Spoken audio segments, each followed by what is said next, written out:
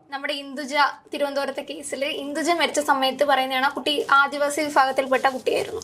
ഇന്ദുജയുടെ മരിച്ചു കഴിഞ്ഞാൽ ഒരു ഫോട്ടോ ഒക്കെ വന്നു കഴിഞ്ഞപ്പോൾ എല്ലാവരും പറയുന്ന ഒരു കാര്യമാണ് കുട്ടീനെ കണ്ടു കഴിഞ്ഞാൽ ആദിവാസി സമൂഹത്തിലുള്ള എന്ന് പറയത്തില്ലെന്ന്. അപ്പൊ നമ്മൾ വിചാരിച്ചു വെച്ചിരിക്കുന്ന ആദിവാസി സമൂഹത്തിലുള്ള സൗന്ദര്യം അല്ലെങ്കിൽ അവരെങ്ങനെയാണ് എനിക്കൊന്ന് ആദിവാസി സമൂഹം എന്ന് വെച്ച് കഴിഞ്ഞാല് കറുത്ത് ചുരുണ്ട മുടിയൊക്കെ ഉള്ള അങ്ങനെയുള്ളവരാണ് ആദിവാസികൾ അല്ലെങ്കിൽ ഗോത്രവർഗ്ഗക്കാർ എന്നൊരു മിഥ്യാധാരണ എപ്പോഴും പലർക്കുമുണ്ട്. സൗന്ദര്യ സങ്കല്പത്തിലാണെങ്കിൽ ഇങ്ങനെയുള്ളൊരു മിഥ്യാധാരണ പലപ്പോഴും ഉണ്ട്.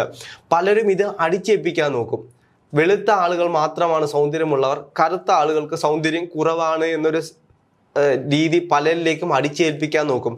അത് വളരെ തെറ്റായിട്ടുള്ള ചിന്താഗതിയാണ്. ഇവരെല്ലാം ചിന്താഗതിയുടെ പ്രശ്നങ്ങൾ തന്നെയാണിത്.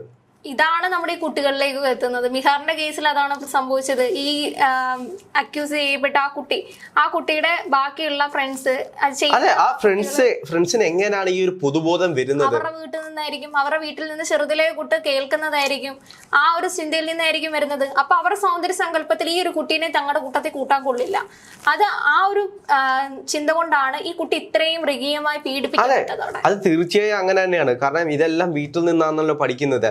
അപ്പം ആ വീട്ടുകാർ അച്ഛനും അമ്മയും കറുപ്പിന്റെ പേരിലും കറുത്ത നിറത്തിന്റെ പേരിലും മറ്റുള്ളവരെ ആക്ഷേപിക്കുന്നുണ്ടായതുകൊണ്ട് തന്നെയല്ലേ ഈ കുട്ടിയെ കാണുമ്പോൾ, ഈ കുട്ടിയുടെ നിറം കാണുമ്പോൾ ഇവൻ കറുത്തതാണ് എന്നൊരു അപകർഷതാബോധം ഇവർക്കുണ്ടാവുന്നത്.